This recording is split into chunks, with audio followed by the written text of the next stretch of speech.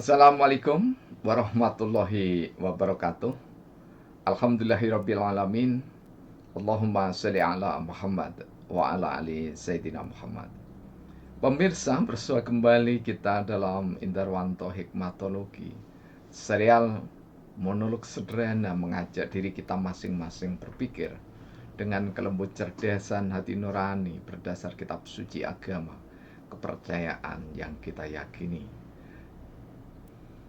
Pemirsa,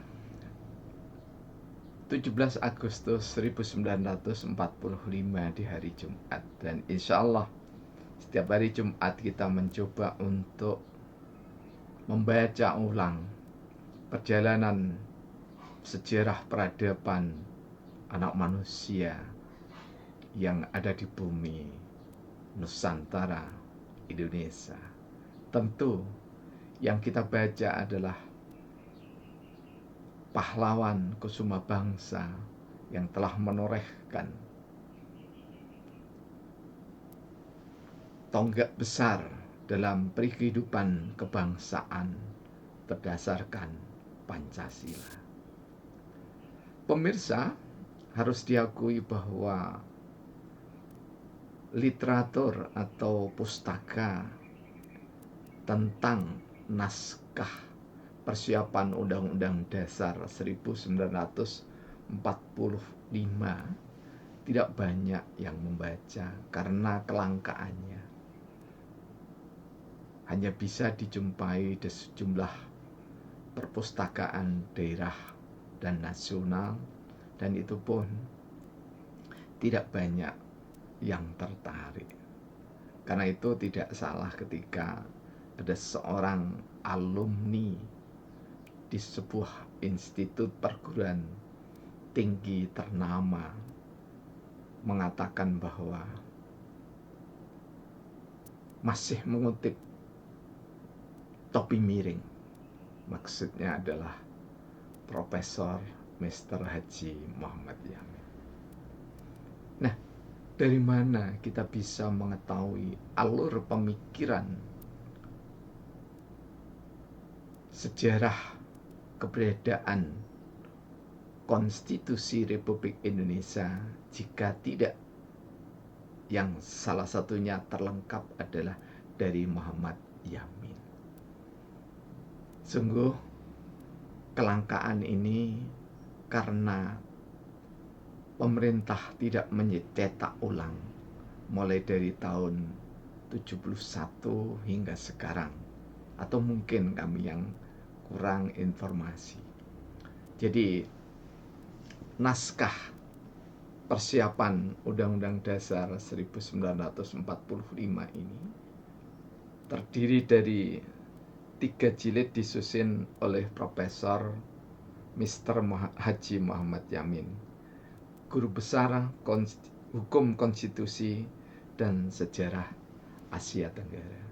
Karena itu mudah-mudahan anak muda yang meremehkan peran dari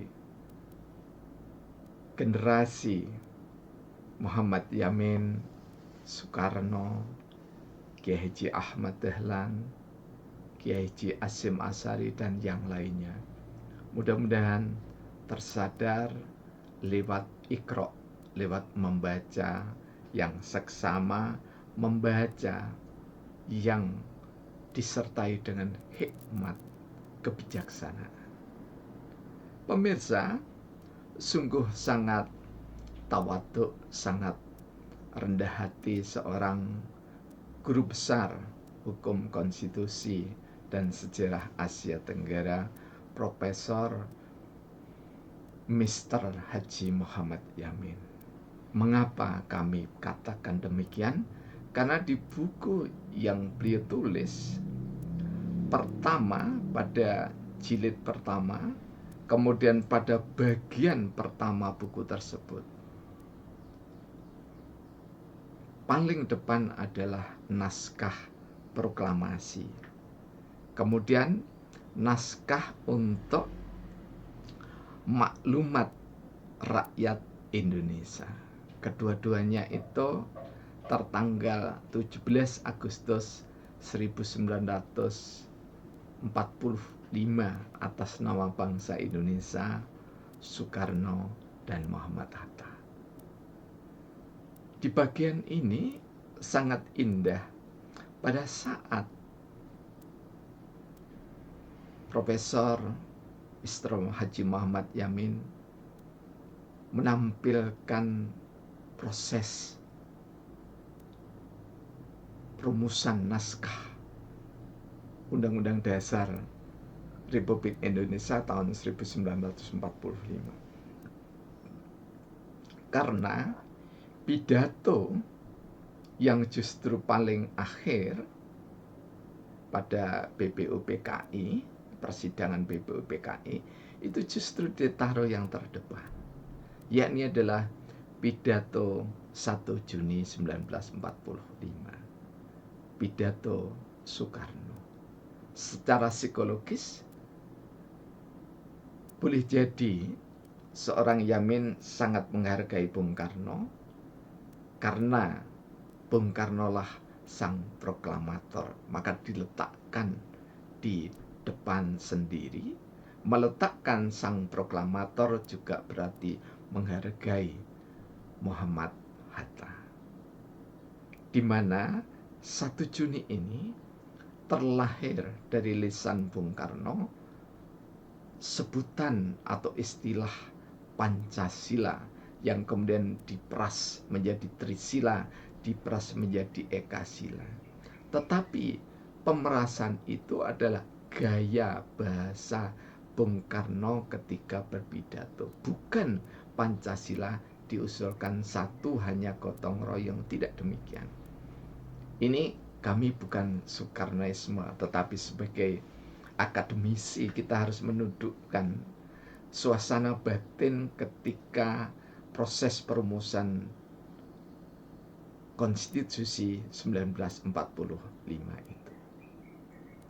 Dan urutan dari yang disampaikan Bung Karno juga disampaikan nanti oleh Muhammad Yamin tentu tidak sama dengan urutan ketika PPKI mengesahkan Konstitusi atau Undang-Undang Dasar 1945.